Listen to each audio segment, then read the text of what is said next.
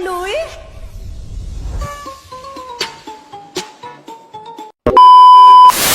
Ang video na to ay patungkol sa sayaw ni Wamos na nagte-trending ngayon. Halika, samahan nyo ako na panoorin muna siya bago ako mag-react video. Luis?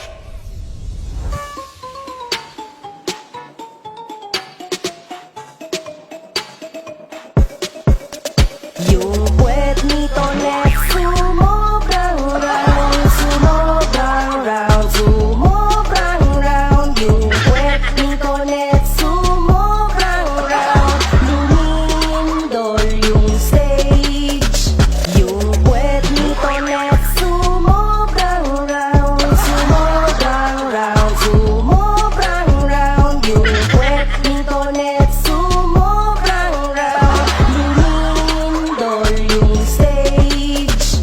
Yung puwet nito net sumobrang round, sumobrang round, sumobrang round. Yung puwet nito net sumobrang round, lumindol yung stage.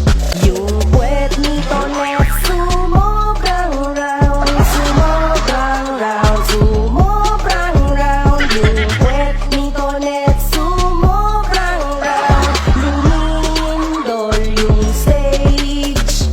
Yung puwet nito net sumobrang round, sumobrang round, sumobrang round. Yung puwet nito net sumobrang round, lumindol yung stage.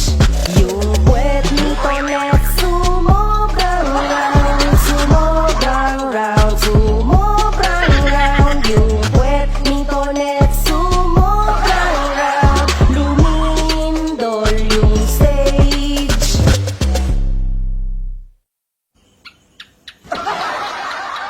Nga, natapos na natin panoorin ang video ni Wamos na ang title ay Sumubrang Round, Sumubrang Round, Sumubrang Round.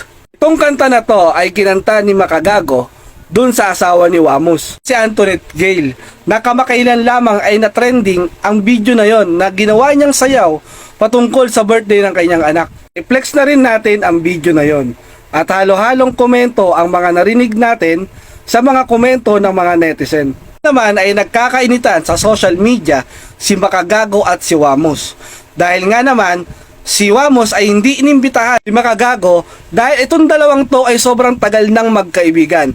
Hindi pa sikat si Wamos Cruz noon na nagka-trending din sa mga social media platform dahil sa mga kakasayaw niya, magkaibigan na silang dalawa ni Makagago. Ang ginawa ni Makagago kay Wamos Cruz dahil nga merong nakitang masablay dun sa birthday ni Micture, ginawa ng kanta ni Makagago yung asawa ni Wamos na si Antoinette Gayle.